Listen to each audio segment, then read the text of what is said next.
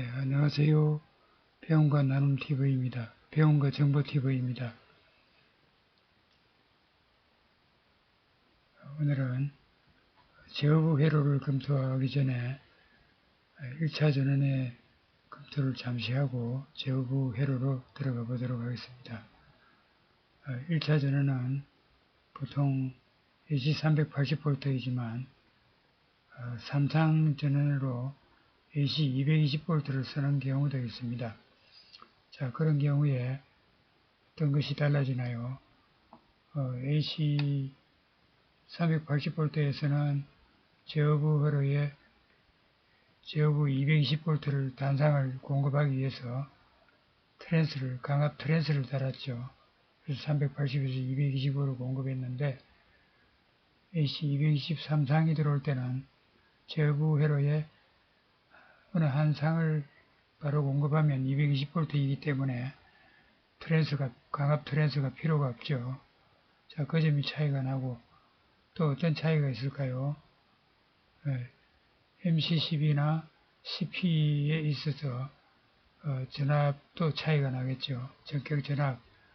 MC12는 보통 열동 계전 방식을 취하기 때문에 와트 수가 문제가 됩니다. 그러므로 와트는 볼트 곱하기 전류가 되죠. 그렇기 때문에 볼트가 달라지면 사양도 바뀌게 됨을 알 수 있습니다. 그러므로 MC12와 CP의 회로 보기에 전격 전압도 다르게 검토할 필요가 있겠죠. 그 다음에 또 어떤 차이가 있을까요? 네, 모터도 차이가 나겠죠. 부하 모터도 AC 220V에서 Y델타 운전을 하려면 이제 상전압이 220V 삼상 모터가 있어야 되겠죠. 380V에서는 당연히 AC 380V 삼상 모터가 있어야 될 것입니다. 보통 요즘 근데 시중에 많이 팔리는 AC 220V 380V 겸용 모터 있죠. 그 모터는 이제 상전압이 AC 220V 모터죠. 따라서 Y델타 운전은 AC 220V에서만 사용할 수 있고 AC 380V는 사용 못하겠죠. 상전압이 220V니까. 상전압 220V 모터를 이제 Y 결선을 통해서 380V에서 사용할 수 있도록 한 모터가 AC 220, 380 겸용 모터입니다. 그것을 Y델타 운전하려면 AC 220V에서 써야 될 것입니다. 자, 그런 차이가 있겠죠. 자, 그러면 이제 삼상 모터 Y델타 운전의 저 회로에 대해서 살펴보겠습니다. 전체 검토 내용이 이렇게 나와 있는데요. 우선은 저 회로 상세 도면을 한번 보실까요? 자, 여기서 보면 이제 차단기가 투입이 되면 이제 파워 LED가 들어오겠죠. 파워 램프가 들어오겠죠. 그 다음에 이제 메인 MC가 온 됨으로써 운전이 시작될 것인데, 이제, PB 온 스위치를 온 함으로써 이제 MCM이 자기 유지가 되어 가지고 이제 운전이 시작될 것입니다. 자, 운전이 시작되는데 우선 MCM이 투입됨과 동시에 운전 램프가 들어오고 그 다음에 타이머가 들어갑니다. 자, 타이머가 들어가서 타이머가 오프일 때는 Y 운전, 또 타이머가 그 해당 시간이 예를 들어서 10초면 10초 시간이 찼으면 10초 후에는 타이머 A 접점이죠. 온대에서 델타 운전이 되는 걸 볼 수 있습니다. 물론 MCY와 MC 델타 두 개의 MC 간에는 델타 Y 인터로크가 되어 있고요. 타이머 접점에 의해서 움직이고 그 다음에 MCM에는 OCR이 달려 있는데 메인 MC의 OCR이 트립이 되면 전체가 꺼지게 되겠습니다. 과부하일 때 그렇죠. 그 다음에 운전 종료 시에는 PB 오프 스위치를 오프하면 전체가 차단되고 오프 램프가 들어오게 되겠죠. 자, 이렇게 제어 회로의 동작에 대해서 잠시 살펴봤고요. 이러한 도면을 가지고 이제 전기 판넬을 자르고 할 때는 간단한 도면에서 이제 쉽게 알 수는 있지만 전기 판넬에는 램프가 3개가 들어가겠죠. 램프가 3개가 들어가고 PB 스위치 2개가 들어가겠습니다. 그 다음에 이제 타이머나 MC 3개 이러한 것들은 이제 내부 중판에 장착이 되겠죠. 자, 이러한 것을 염두에 두고 도면을 가지고 판넬 제작을 할 경우에는 램프가 몇 개이고 어떻게 배치가 되겠는가, 또 PB 스위치가 2개구나 이러한 것을 도어에 배치될 것인지 중판에 배치될 것인지 그렇게 따져볼 수 있겠습니다. 고려해 볼 수 있겠습니다. 자, 그 다음에 그러면 이제 부품 배치 중판과 도어를 한번 보실까요?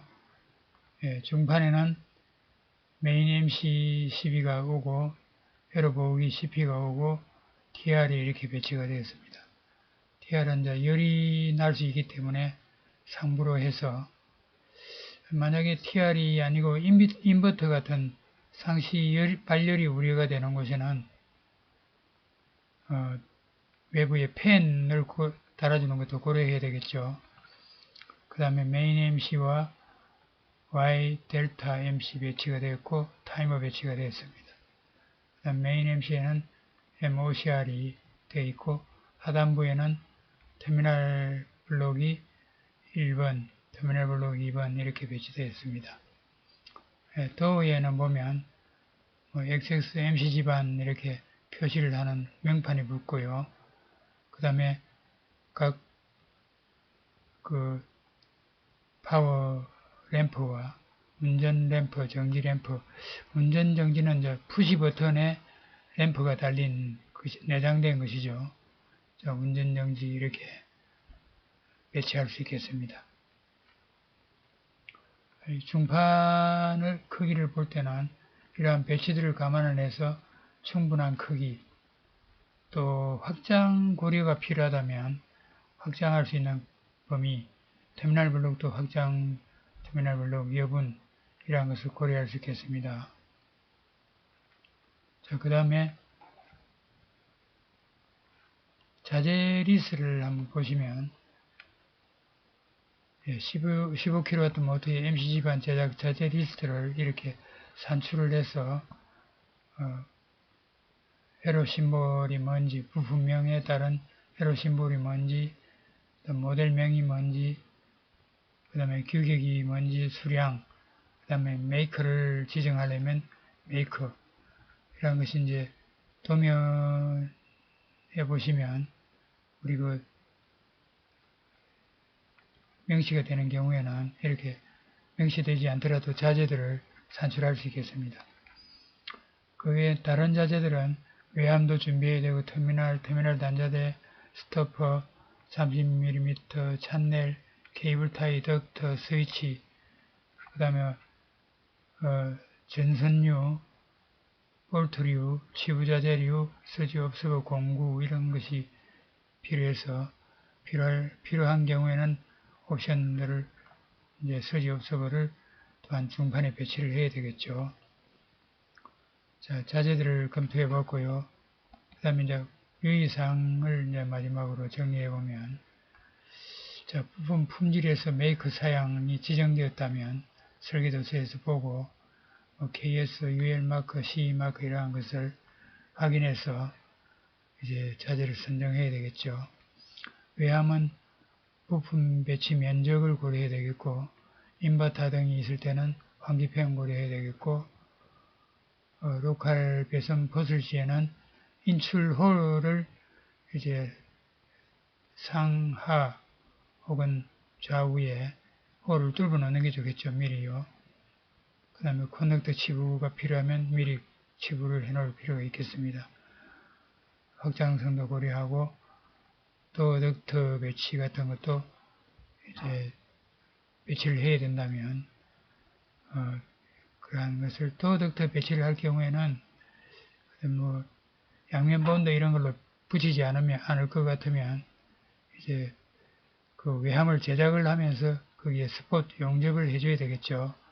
덕터 고정용 용접을 해주고 해야 될 것입니다. 그래서 배선 정리를 깔끔하게 할 수 있겠죠. 자, 부품 배치는 중판의 배치, 도어 배치 아까 검토해 보았고요. 이러한 경우에는 간섭이 없을 것, 또 도어를 닫았을 때 중판과 도어의 부분 간섭, 이것도 고려해야 되겠죠. 조작, 동작의 이상이 없을 것, 치부, 지역 용도, 지역을 넣어놓은 것은 그 온도가 높은 지역에 아프리카 같은데 그런 걸 고려할 수 있겠습니다. 자, 제조 품질에는 터미널 치부 상태, 배선 방법, 조임 토크 이런 것이 있을 것이고 터미널 접불이 발생하지 않는지 동작 이상이 없을 것 이러한 것을 검토해야 되겠죠. 터미널 접속에서는 이제 지금은 접불이 안 나지만 배선의 인장력이 당겨지고 있다면 인장력이 있으면 안 되겠죠. 이러한 것을 검토할 필요가 있겠습니다. 네, 오늘은 제어 Y델타 운전의 제어반에 대해서 전반적으로 살펴보았고요. 자, 전기 관련은 일단 저희가 살펴보니까 유튜브에 많은 자료가 올라와 있어서 가끔 제가 필요에 따라서 영상을 올리기로 하고요.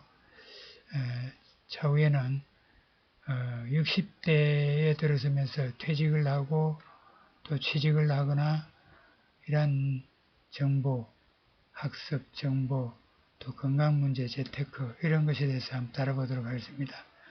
네, 여러분 감사합니다.